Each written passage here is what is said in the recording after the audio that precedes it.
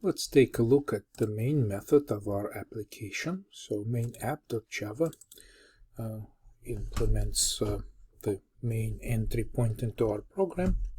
So the menu structure is actually done through a separate object called menu. So the first thing that happens here is that we create the menu object, then we create the flight schedule object, which is the central business object in our application that holds together collection of flights and also collection of all the airlines available. And so we create this flight schedule to begin with, and because we want to be able to test some data, there is a debug method built into the schedule which generates a number of airlines and also generates a number of flights for these airlines to populate some data that we can start working with.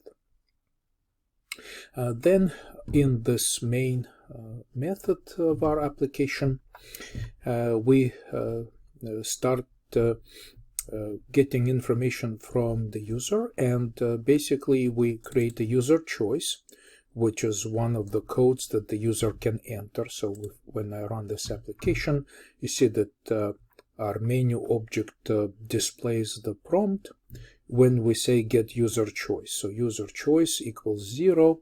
Then as long as the menu does not equal to exit code, which is number 10, we displaying the menu and we go to get user choice. So right here, this is the user choice. And we get this user choice directly in the switch statement, which allows us to analyze the set of choices. So the menu class has static constant variables that correspond to setting the clock, correspond to clearing the schedule, correspond to adding airlines and flights, canceling flights, and all of those choices right here. So some of these choices are not fully implemented. Some of them are implemented. And you can see that in this implementation, the schedule object provides methods for all of these major user choices. So it becomes sort of like a controller of our application that dispatches these major user requests to specific methods inside the schedule class. And there is logic to work with the user and interact with the user and make sure that we can add airlines and so on with respect to all other parts that we need to maintain. So everything is done through the schedule right here.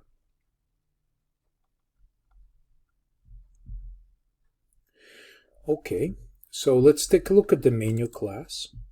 So the menu class is actually pretty simple.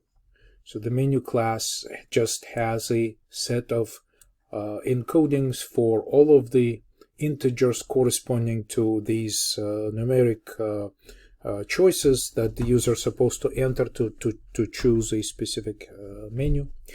And a display menu just prints a long string, right? So just prints the string of all of these choices that they would like to support. And then we have get user choice, which uses the validator class. So I brought in the validator class from week 8 into this application, into the prototype of our application.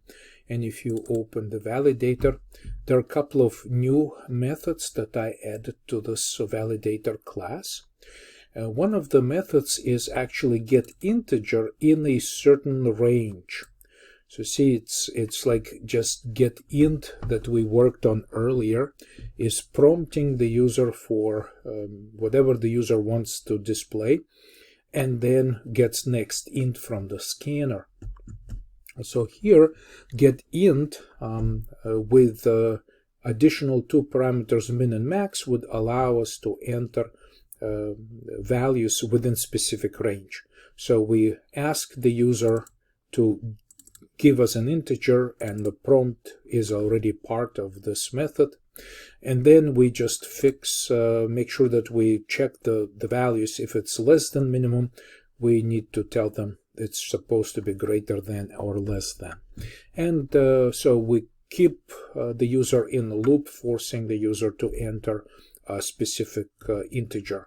So as we're running this application, obviously we'd like to maintain a range of values between 1 and 10, because all other integer entries would be not usable in our application. So I added this getInt method right here. Another method that I entered here is the pause method. It simply prints enter to continue and uses the scanner to just get the next line. Okay, so this is just a pause, because sometimes the display could roll and scroll in the command window very quickly, so we'd like to be able to pause before continue with the rest of the user interface in the console style application. So once again, this is our menu, and we use this getInt, and I choose set clock and exit as the valid range for these menu choices. So I call getInt with the prompt, and set clock and exit are the two choices here that we are trying to limit the user input to. So let's go back to the main method, and now it's time to start looking at the schedule class.